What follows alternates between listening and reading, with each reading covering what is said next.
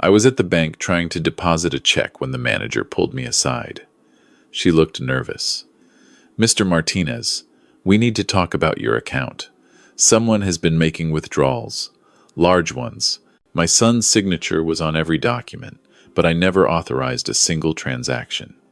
That afternoon, I installed cameras in my office. What I discovered 3 days later would send my own flesh and blood to prison. 67 years old, and I thought I knew everything about trust. 43 years running Martinez Auto Repair in Phoenix taught me to spot a bad alternator from across the shop. I could hear when an engine was about to blow just by the sound. But I missed the signs that my son, Michael, was planning to destroy me. It started on a Tuesday morning in March. I walked into my office at the main shop on East Van Buren. The sun was already brutal. Typical Phoenix spring. I sat down at my desk and noticed something odd. My checkbook was not where I left it. I always keep it in the top right drawer, tucked under the parts catalog. Now it was in the left drawer, sitting on top of the invoices. I pulled it out and flipped through the register. The last check I wrote was number 3,847 to our hydraulic lift supplier, but the next check stub showed 3,851. 4 checks were missing. I looked closer. The amounts: $1,200, $850, $2,000, $1,500, all made out to cash, all signed 3 weeks ago. I never wrote those checks. My chest tightened. I opened my filing cabinet. The life insurance policy was pulled out slightly. The corner folded. Someone had been reading it. The beneficiary page had a coffee stain on it that was not there before. I do not drink coffee at my desk. I drink water from the same Diamondbacks mug my wife bought me before she died 10 years ago. Only 2 people besides me had keys to this office. My son Michael, 38 years old, who I made general manager last year, and my daughter-in-law Rebecca, 35, who does our bookkeeping twice a week. Michael was my only son, the kid who used to hand me wrenches in this very garage when he was 8, the boy who held my hand at his mother's funeral, the man I trusted to eventually take over when I retired.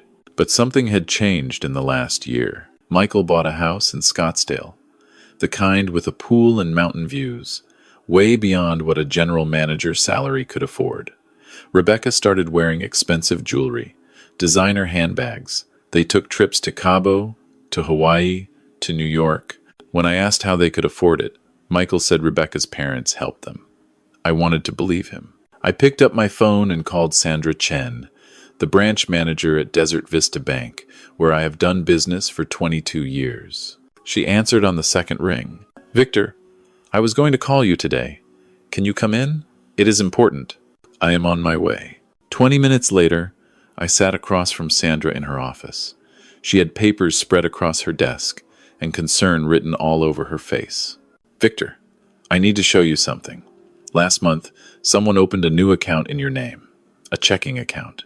They used your social security number, your driver's license information, everything." She slid a printout across the desk. There was my name, my address, but I never opened that account. The signature looked like mine, but the loops were wrong. Too practiced, too perfect. "There have been transfers," Sandra continued, "from your business account to this new personal account. $35,000 over the past 6 weeks. Small amounts each time. 500 here, 800 there. Designed to stay under the reporting threshold." My hands started shaking. "Who has access to my business account?" "According to our records, you authorized Michael Martinez as a co-signer 2 years ago." I remembered that. Michael said it would make paying vendors easier when I was out of the shop. I thought I was helping him. I thought I was preparing him to take over someday.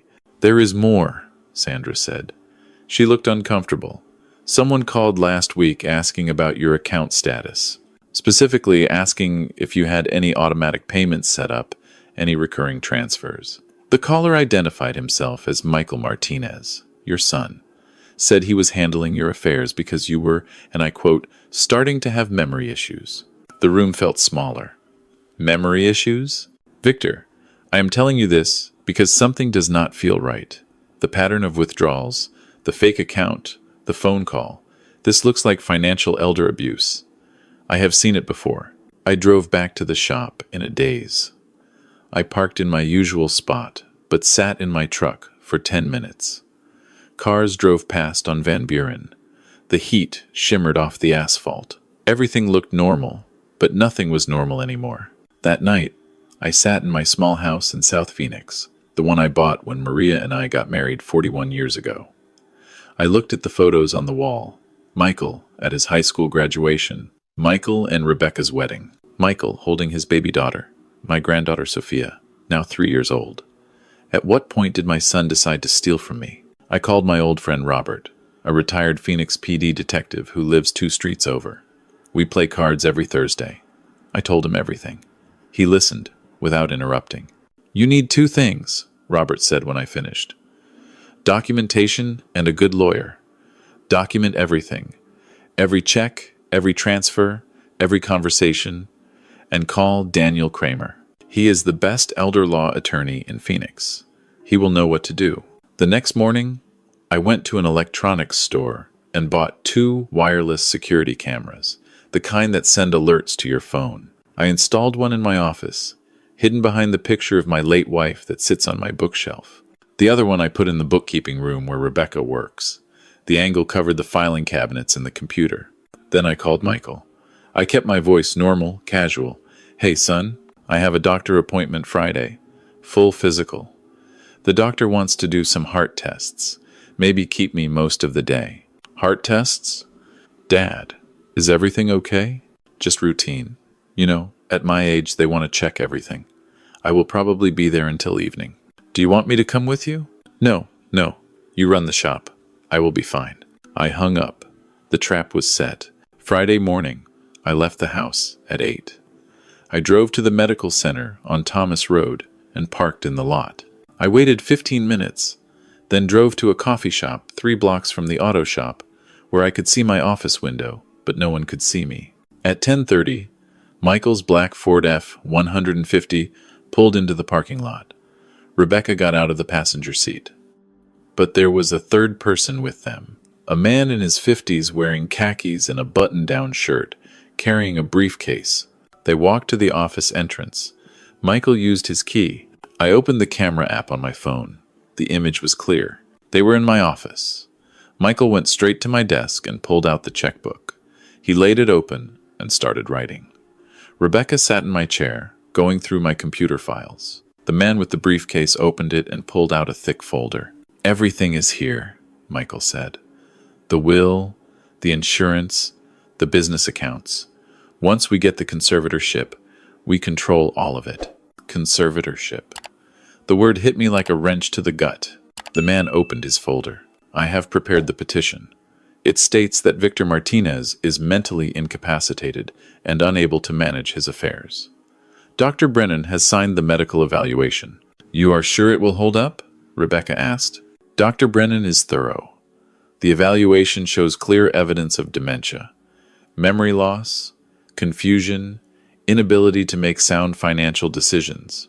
With this documentation, the court will appoint Michael as conservator. Then you have full legal control." Michael picked up a photo of me and Maria from my desk. He stared at it for a moment, then set it down. He has 6 locations. The property alone is worth $4 million. The business revenue last year was $2.8 million. We can sell everything within 6 months. "And him?" Rebecca asked. "There is a memory care facility in Mesa. $1,500 a month. Basic room, basic care. He will be fine there." They spent another 30 minutes reviewing documents. They made copies of my bank statements. They photographed my insurance policies. They discussed which assets to liquidate first.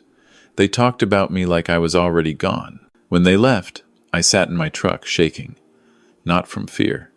From rage so pure it felt like fire in my chest. That evening, I called Daniel Kramer, the attorney Robert recommended. He agreed to see me Saturday morning. I showed him everything. The fake checks, the fraudulent account Sandra found, the video from my phone. Daniel watched the footage twice. His expression grew darker each time. "This is conspiracy to commit fraud," he said. "Financial elder abuse, forgery. And if Dr. Brennan knowingly falsified a medical evaluation, that is medical fraud and perjury. What can I do? First, We protect your assets immediately. Today, we are setting up a revocable living trust. All your business assets, properties, and accounts go into the trust. You control it, but legally, if Michael gets conservatorship over you personally, he cannot touch the trust assets. How fast can we do this? I will have the paperwork ready by Monday. We file it Tuesday morning. What about them? What happens to Michael? Daniel leaned back in his chair. That depends on what you want. We can file a police report now. With this evidence, they would likely arrest him. Or we can wait. Let them file the conservatorship petition. When they present their fraudulent documents to the court, we hit them with everything. The criminal charges stick better that way. How long would we wait? Based on what they said in your video, they are moving fast. Maybe a week. When they file the petition, that is when we act. I thought about my son, about the little boy who used to help me in the garage, about the man who spoke at his mother's funeral and promised to take care of me, about the stranger who just discussed selling my life's work while I rotted in a facility. We wait, I said. Let them make their move. Over the next 5 days, I kept the cameras running. Michael came to the office 3 more times, always when he thought I was out. Each time, he met with the man with the briefcase, who I learned was named Todd Pritchard, a paralegal who worked for a shady estate planning firm in Tempe. On Wednesday, Michael called me. Dad, we need to talk. Can you meet me for lunch tomorrow? 1 o'clock at Durant's. Durant's was my favorite restaurant, the old steakhouse where Maria and I celebrated our anniversary every year. Michael knew that.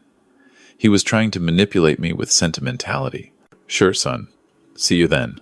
I called Daniel immediately. He wants to meet? Go. Listen to what he says. Record the conversation. But do not sign anything, and do not agree to anything. Thursday at 1, I arrived at Durant's. Michael was already in a booth in the back. He stood up and hugged me. It felt hollow. Dad, thanks for coming. I know you have been busy. I sat down across from him. My phone was recording in my jacket pocket. What is on your mind? He folded his hands on the table. Dad, I am worried about you. You seem tired lately. Forgetful. I think it might be time to slow down. Maybe sell the business. Enjoy retirement. I like working. It keeps me sharp. But at your age, things can change quickly. What if something happens? What if you have a health emergency? Rebecca and I think it would be smart to get things organized now. Organized how? Well, maybe transfer some assets. Make sure everything is set up so if something happens, there is no confusion, no legal hassles. I looked at my son, this man who had my eyes, my build, my last name. You want me to transfer my assets to you? It just makes sense, Dad. For tax purposes, for estate planning, we have been talking to a specialist. He says this is the best way to protect everything. Protect it from what? From probate. From complications. Dad, I am trying to help you. Are you? Something flickered across his face. Uncertainty. What do you mean? I mean, are you trying to help me, or are you trying to help yourself? His jaw tightened. I do not know what you are talking about. Do not you? The fake checks. The fraudulent bank account. The $35,000 you stole. The conservatorship petition. The memory care facility in Mesa. The color drained from his face. For a long moment, he said nothing. Then his expression changed. The loving sun mask cracked, and I saw what was underneath. Cold, calculating. Who told you that? Does it matter? You were going to have me declared incompetent, lock me away, sell everything I built. He leaned forward. You are not getting any younger, Dad. You are going to lose it all anyway. Taxes, medical bills, legal fees. This way, the family keeps it. This way, it stays with me and Sophia. You have not earned it. I have worked in that shop since I was 16. I have earned every damn dollar. By stealing? By forging documents? By committing fraud? He stood up from the booth. By tomorrow afternoon, you will be under my conservatorship. Dr. Brennan has already filed his evaluation. The court hearing is at 10, and there is nothing you can do about it. He walked out. I sat there alone, staring at my untouched water glass. Then I texted Daniel one word. Tomorrow. Friday morning, I arrived at the Maricopa County Superior Court at 9:30. Daniel was waiting outside courtroom 4B with two police officers, Detective Sarah Williams and Detective Mark Chen from the Phoenix PD Financial Crimes Unit. "Are you ready?" Daniel asked. "As I will ever be." Through the small window in the courtroom door, I could see Michael and Rebecca sitting at the front table. Todd Pritchard was with them. Next to them sat a man in a white coat.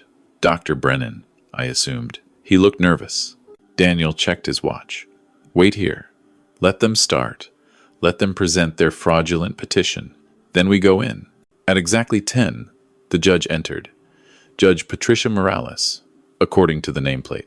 She was in her 50s with sharp eyes and an expression that suggested she tolerated no nonsense.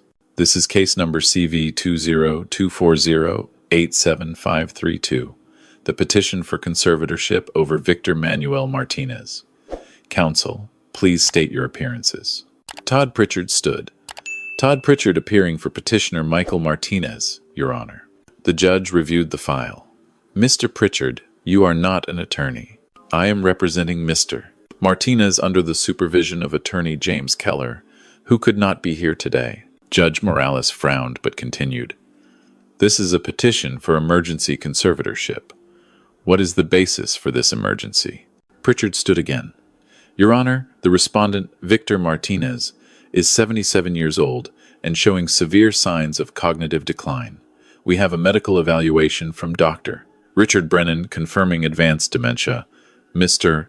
Martinez can no longer manage his financial affairs or make sound decisions. His son Michael is petitioning for conservatorship to protect his father's assets and well-being. I was 67, not 77. They could not even get my age right." "Is Mr. Martinez present?" the judge asked. "No, Your Honor. Due to his mental state, we did not inform him of this hearing." That was Daniel's cue. He pushed open the courtroom doors. I walked in behind him, followed by the two detectives. "Your Honor," Daniel announced, "I am Daniel Kramer, representing Victor Martinez. Mr. Martinez is very much present, very much competent, and very much aware that this petition is based entirely on fraud."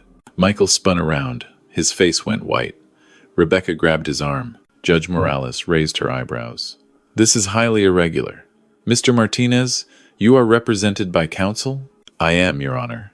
Mr. Kramer has represented me for many years." Daniel approached the bench and handed over a folder. "Your Honor, I am submitting evidence that this entire petition is fraudulent. The medical evaluation was falsified. Dr. Brennan never examined Mr. Martinez. Furthermore, we have video and audio evidence of the petitioner and his associates conspiring to commit financial elder abuse, forge documents, and steal Mr. Martinez's assets." Judge Morales opened the folder and began reading. Her expression hardened. "We also have bank records showing that Michael Martinez has already stolen $35,000 from his father through a fraudulent account opened in Mr. Martinez's name." Michael stood up. "This is ridiculous. He is confused. That is exactly why he needs a conservator."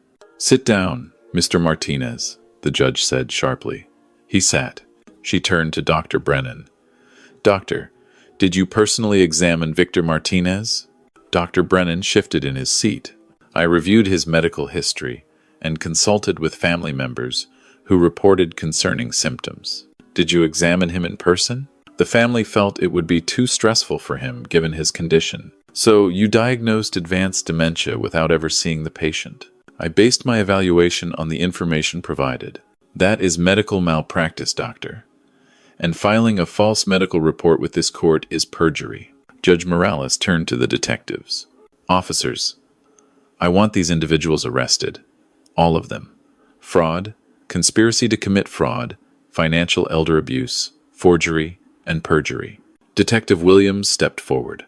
"Michael Martinez, Rebecca Martinez, you are under arrest. You have the right to remain silent." "They put handcuffs on my son." Rebecca started crying, mascara running down her face. "Victor, please. We did not mean it. We were just trying to help." Michael said nothing. He kept his eyes on the floor as they led him out. Todd Pritchard was handcuffed next. "I was just doing my job. he protested. Dr. Brennan was last. His hands trembled as they cuffed him. "I am sorry," he said to me. "They paid me $20,000. I need the money. I have debts." I watched them all being led out of the courtroom. My son, the boy I raised, the man I trusted. Judge Morales looked at me. "Mr. Martinez, I am sorry you had to experience this. The petition is denied. Your assets and your rights remain intact." "Thank you, Your Honor." I walked out of the courthouse with Daniel beside me. The Phoenix sun was blinding. The sky was that perfect Arizona blue. The city hummed around us, indifferent to my pain. "How are you feeling?" Daniel asked. I did not answer right away. Relieved, angry, heartbroken, all of it. "I just sent my son to prison. Your son was trying to steal your life and lock you away. You protected yourself. That is all." 4 months later, the trial concluded. Michael was sentenced to 5 years in state prison for fraud, financial elder abuse, and conspiracy. Rebecca received 3 years as an accessory. Todd Pritchard lost his paralegal license and got 2 years. Dr. Brennan lost his medical license and received 4 years for medical fraud and perjury. I stood in the courtroom and watched the judge read the sentences. Michael finally looked at me. His eyes were hollow, empty. I did not look away. I sold 2 of my auto shops, kept the 4 that were profitable. I promoted my lead mechanic, Jose, to general manager. He had been with me for 18 years and never stolen a dime. I started spending more time with my daughter in Tucson, Michael's younger sister, who had stayed out of everything. She told me she was not surprised by what Michael did. She said he always felt entitled, always wanted the easy way. 8 months after the sentencing, I received a letter from the prison. From Michael. I held it for a week before opening it. "Dad, I do not expect forgiveness. I do not deserve it. I just want you to know I am sorry.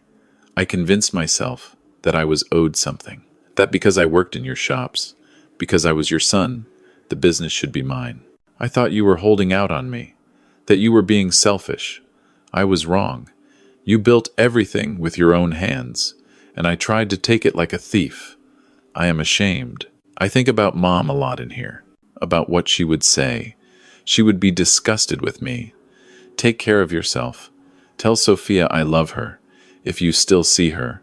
Michael." I read the letter 3 times. Then I put it in a drawer. I have not written back. Maybe someday I will, but not yet. 18 months have passed. Martinez Auto Repair is still running. Jose is doing a great job. I work 3 days a week now instead of 6. I take Sophia to the park on Sundays. Rebecca's mother brings her over. We do not talk about Michael. Sometimes, late at night, I sit in my living room and look at the old photos. Michael as a baby. Michael learning to change oil. Michael at his wedding. I wonder when it went wrong. Was it when Maria died and I buried myself in work? Was it when I gave him too much too soon? Was it when I did not teach him that respect is earned, not given? I do not have answers. Maybe there are none. But I know this.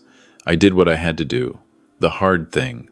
The thing that cost me my son but saved my dignity. Because a man who does not stand up for himself is not a man. He is a victim. And I refuse to be a victim. I learned that family is not just blood. It is loyalty. It is trust. It is actions, not words. And I learned that sometimes the people who are supposed to love you the most are the ones who hurt you the worst. But you survive. You keep going. And you protect what is yours, no matter the cost.